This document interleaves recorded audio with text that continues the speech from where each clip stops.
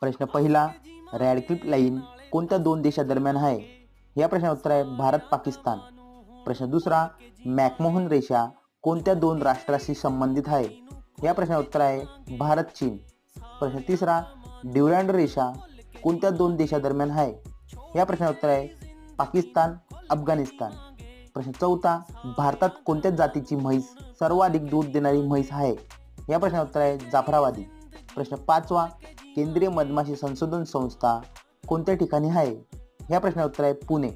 प्रश्न सहावा, महाराष्ट्रातील घोलवड हे कोणत्या पिकासाठी प्रसिद्ध आहे? या प्रश्नाचं उत्तर आहे चिक्कू. प्रश्न सातवा, छोटा नागपूर पठाराचा बहुतांश भाग कोणत्या राज्यात येतो? या प्रश्नाचं उत्तर आहे झारखंड.